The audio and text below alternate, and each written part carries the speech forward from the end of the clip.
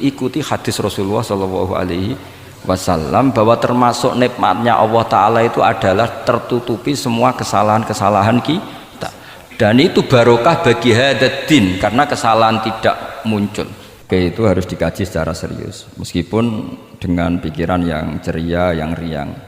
Saya itu di Jogja itu lama sekali dan tetap sebagai rujukan karena saya spesialis sering ngendikan fikih. Saya dulu musyawarah ya seperti urutan di Pulau mulai takrib, mu'in, tapi di sana langsung mahalli karena Fathul Wahab gak diajarkan di sawir, di musyawarah.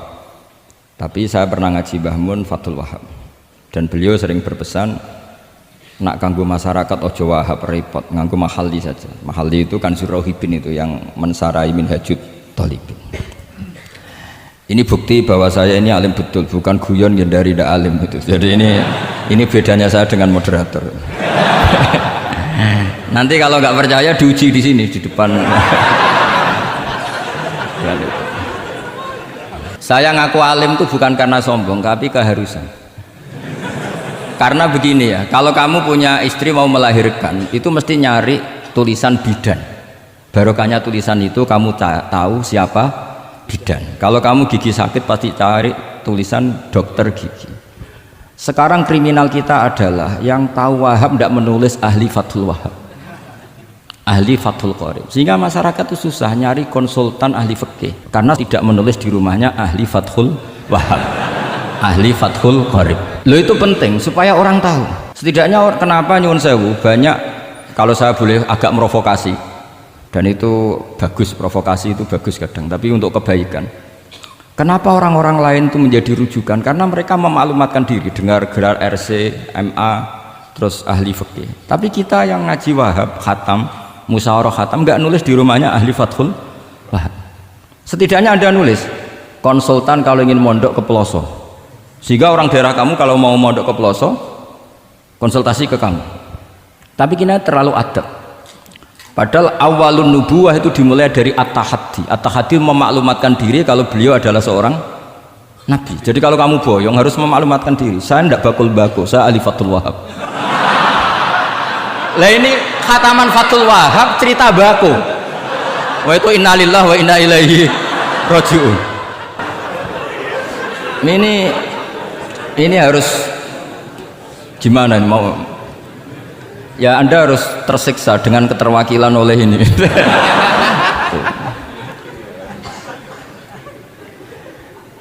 Saya ini baca kitab banyak sekali, termasuk kitab Ithaf. Ketika beliau mensarai Ihya, itu cerita kitab yang saya baca fil fikhi itu dihitung mulai mazhab Syafi'i sampai Hanafi semuanya. Saya baca kitab tasawuf ini, jadi memaklumatkan diri. Awal dari nubuwah itu memaklumatkan diri. Sehingga orang gampang nyari. Kalau orang bisa nyari bidan, nyari dokter gigi karena tulisan, kenapa orang kesulitan nyari ahli Fathul Qorib? Kalau kamu ahli konflik tulis saja konsultan spesial cerai karena pengalaman pernah cerai, tulis saja. Kalau ahli jomblo tulis saja ahli perjodohan, supaya orang tahu keahlian kamu di mana. Saya di Jogja memaklumatkan diri, saya bisa baca Wahab, saya bisa baca Bukhari, bukan dalam konteks sombong, karena kebutuhan umat yang ingin tatap bu'u asari Rasulullah, mencari-cari asari Rasulullah itu terpenuhi, yaitu dengan ngaji orang yang ahli. Tunjukkan kalau baca kamu benar dan sebagai solusi umat ini punya problem banyak, dan kamu mengajar dengan manhaj yang jadi solusi, yang jadi solutif, yang bisa jadi jalan keluar.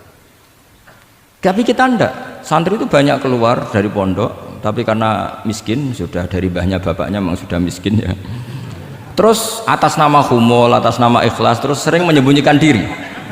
Menyembunyikan diri, pura-pura ada alim, memang sebetulnya ada alim juga kadang itu. Akhirnya terus orang sampai nggak tahu kalau itu alumni pondok. Tapi ketika ada orang konsultasi sama pihak lain, mereka tersinggung karena kok gak ke dia, mau ke dia gimana, udah ada tulisannya, udah ada potongannya, malah tadi cerita mbako segala itu kan apa ya. Nah, saya ingin kembali lagi, saya punya teks hadis yang riwayatnya seperti ini. Meskipun hadis itu misalnya dhaif, banyak aditnya, banyak penguatnya. Idza zuharatil bid'ah wal fitan, sebagian ada tambahan wasubba ashabi fal yudhiril alim ilmahu, orang alim harus menampakkan kealimannya. Wa illa fa'alaihi la'natullahi wal malaikati wan nasi ajmain. Justru kalau tidak memperlihatkan kealimannya dia kena laknat. Artinya yang sopan-sopan tidak memperlihatkan kefatul wahabannya, malah melihatkan kembakuannya. Itu jatahnya fa'alaihi la'natullahi wal malaikati wan nasi ajmain. Ya setuju ya? Aduh. Pasti kena laknat. Coba betapa tersiksanya Syekh Zakaria Al-An tadi itu mulai ngomong tuh nggak pernah menyebut Syekh Zakaria Al-Ansori. Kayak apa tersiksa? Kitabku dikaji nyebut jenengku era gelem gitu.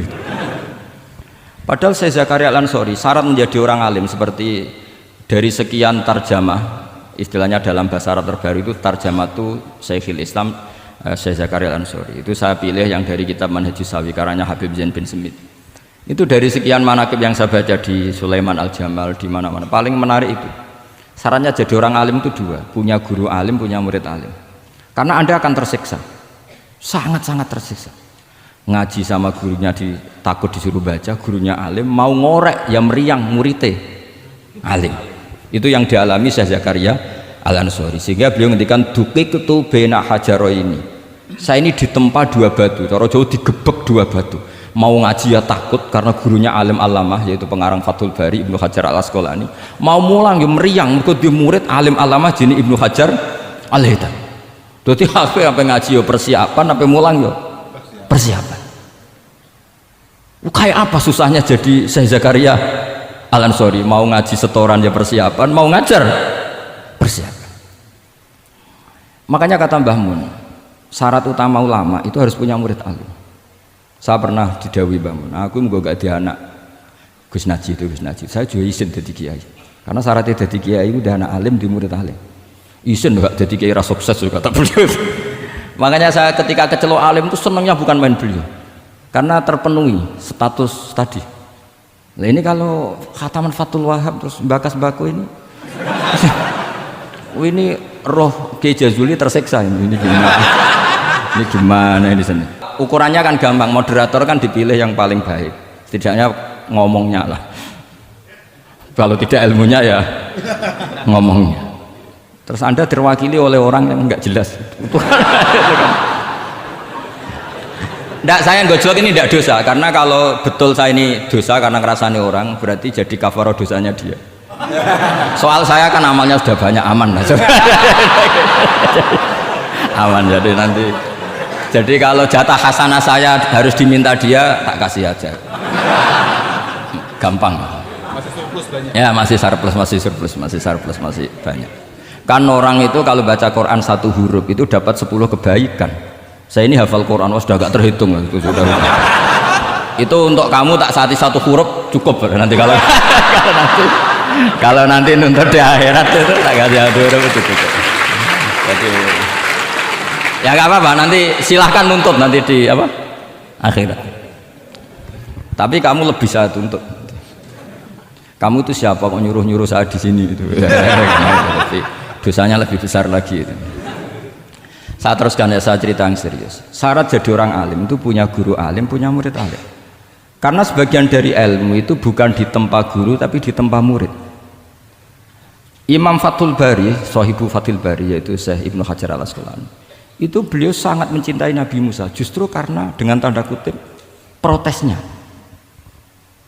Jadi ketika Nabi Musa diajari Nabi Khidir dari awal sudah ngendikan innaka inni ala ilmin, atau innaka dulu ya gak apa-apa, dibalik-balik gak apa-apa karena semua kitab kadang riwayat bil makna. Innaka ala ilmin allamaka wah ma'lam a'lamhu wa inni ala ilmin allamanillah malam ta'lamhu. Kira-kira terjemahan bebasnya, kamu punya ilmu yang diajari Allah saya tidak tahu, saya punya ilmu yang diajari Allah kamu tidak tahu, maka innaka lan tastati'a ma'iya sabra, kamu tidak mungkin bisa menyabari saya, bisa memaklumi saya. Tapi kata Nabi Musa ngotot, tidak, saya harus belajar sama Anda. Oke silahkan belajar tapi jangan tanya. Pertanyaannya itu jangan tanya, fala tas'alni, kamu nggak boleh tanya. Kalau kamu ingin jadi murid yang baik nanti jangan tanya, itu dosa. Ya dengarkan saja. Nah, tapi Nabi Musa tetap tanya. Ketika ada kejanggalan secara syariah, Nabi Musa tetap tanya. Dan itu oleh kitab-kitab tasawuf dianggap dengan tanda kutip kesalahannya Nabi Musa. Meskipun mibabi hasanatil abrar sayyatul muqarrabin. Tapi di kitab fikih itu dipuji sundul langit. Protesnya Nabi Musa. Jadi di kitab tasawuf disalahkan karena kitab tasawuf pemuja tadi ketertaatan pada guru. Kitab fikih enggak. Ini bukti adallud dalil bahwa Musa itu orang pilihannya Allah. Dia tidak sabar, beliau tidak sabar kalau melihat kemungkaran. Jadi gugatannya Nabi Musa dianggap apa? Sur'atu ghiratihi fillah atau sur'atu ghairatihi fillah. Ada yang baca ghairah, ada yang baca ghirah. Ini karena ngadepi santri Fathul Wahab. Saya terpaksa baca 2 kali. Siji ben ketok alime, nomor loro nek kowe ra iso tak warai nak maca. Karena dalam qiraah sab'a ya mesti gitu, kalau enggak doikin jadikin. Karena yang satu cara berpikir masdar itu aslul mustaqqat, maka enggak perlu kena harokat munasabah. Jadi saro yasiru sairon, tidak perlu siron. Faza yafuzu fauzan, tidak perlu fuzan karena masdar aslul mustaqqat. Jadi tidak perlu kompromi dengan harokatul munasabah. Tapi orang Arab tetap bilang dikul maisha. Apa? Tetap bilang dikul maisha. Tapi qiraah kita fala takufi doiqin, bukan pakai apa? Dikin. Ya, makanya kemungkinannya 2. Saya baca 2 kali ben ketok alime. Karena saya ini menghormati sampean. Mosok ngundang wong ra alim kan isine-isine wong. Nomor 2 anak kowe ra iso tak warai kalau bacanya itu 2. Jadi andai kan saya ngajar di pondok pelosok saya baca mesti 2 kali. Wayah sibu zaitun kada, wayah sabu zaitun kada. Karena dalam qiraah sab'a ada yang baca yahsibu, qiraah kita baca yahsabu. Tapi guru-guru kita kalau ngajar fikih itu bacanya yahsibu. Tapi kalau baca Quran yahsabu. Ya kan Quran kita kan ayah sabu Allah yaqdiru alaihi ahad, bukan dibaca ayah sibu. Saya teruskan. Jadi syarat jadi orang alim itu harus punya guru alim dan murid alim. Imam Fathul Bari ketika menganalisis Nabi Musa itu beliau memuja Nabi Musa. Ini bukti ghirahnya Nabi Musa yang luar biasa. Beliau paling tersinggung kalau untuhikat hurumatullah. Orang sudah ditolong kok gak matur nuwun malah merusak perahunya. Jadi itu secara syariat itu mungkar. Kalau mungkar ya harus diprotes. Artinya itu sifatu madkhin. Protesnya Nabi Musa itu sifatu madkhin, bukan sifatu dhamin. Itu Ibnu Hajar al-Asqalani, gurunya Syekh Zakaria Ansori. Ketika orang tasawuf nganggep yang dilakukan Musa itu agak-agak mazmum karena protes sama guru. Pertanyaan saya ke anak-anak Fathul Wahab, kamu milih siapa? Milih partainya Ibnu Hajar al-Asqalani apa milih partainya orang tasawuf? Selama ini roh potongannya sampean milih yang tasawuf. Karena sampean dengan ilmu pas-pasan ini gak suka kalau ada murid tanya. Mboten ngaku mawon. Tapi karena tadi logika syariatnya kata Ibnu Hajar al-Asqalani, Musa itu kalimullah termasuk ulul azmi, sementara Khidir hanya seorang nabi. Apa yang dilakukan Musa tentu lebih keren karena beliau seorang nabi dan rasul. Jadi jangan kira terus di situ merupakan mangkobah, satu derajat yang luar biasa bagi Nabi Khidir mengalahkan Musa, itu enggak. Tapi ini juga mangkobah bagi Musa, betapa tidak sabarnya beliau ketika untuhikat hurumatullah. Dan itu Ibnu Hajar al-Asqalani dalam bingkai itu. Jadi beliau itu sangat ringan sekali. Artinya gini, kita bahas Zakaria al-Ansori nggak bisa tambah bakas gurunya, yaitu Ibnu Hajar al-Asqalani. Nanti saya bakas muridnya. Yang mulai bakas muridnya itu kamu harus siap-siap. Karena kiai-kiai di pelosok itu alim alama. Masalahnya nanti pasti di muridnya. Saya Zakaria al-Ansori aman karena punya murid Ibnu Hajar al-Haytami. Ibnu Hajar al-Haytami aman karena punya murid Zainuddin al-Mali Bari yang ngarang mulai jenengan ini. Jadi masalah bukan pada gurunya tapi pada siapa? Muridnya. Terus Ibnu Hajar al-Asqalani itu orang yang luar biasa. Saya pengagum beliau karena saya kalau baca Bukhari pakai pertolongan sarah beliau yaitu Fathul Bari. Itu beliau kalau protes sukanya memang protes. Beliau itu nakot itu ahli kritik, ahli protes. Beliau termasuk sering kritik Imam Nawawi, kritik orang-orang sebelumnya, tapi ya dalam konteks kebaikan. Imam Nawawi itu punya sarah namanya Syarh Muslim lin Nawawi. Terus beliau punya kitab fikih Minhajut Thalibin yang disadur oleh Syekh Zakaria dari Manhajut Tulab. Yang satu pakai Minhajut Thalibin jamak mudzakkar salim, yang satu pakai Manhajut Tulab pakai jamak taksir. Kitab Minhajut Thalibin sendiri dari kitab Muharrar karangan Imam Rafi'i, terpaut sekitar 3 orang sampai ke Imam Rafi'i dari Imam Nawawi. Imam Rafi'i ngarang itu dari Al-Wasit, Al-Basit dan Al-Wajiz karangan Imam Ghazali. Dan itu saya punya. Kitab indukannya Imam Ghazali Nihayatul Matlab fi Dirayatil Mazhab saya juga punya, karangannya Imam siapa? Haromen. Saya kira demikian. Assalamualaikum warahmatullahi wabarakatuh.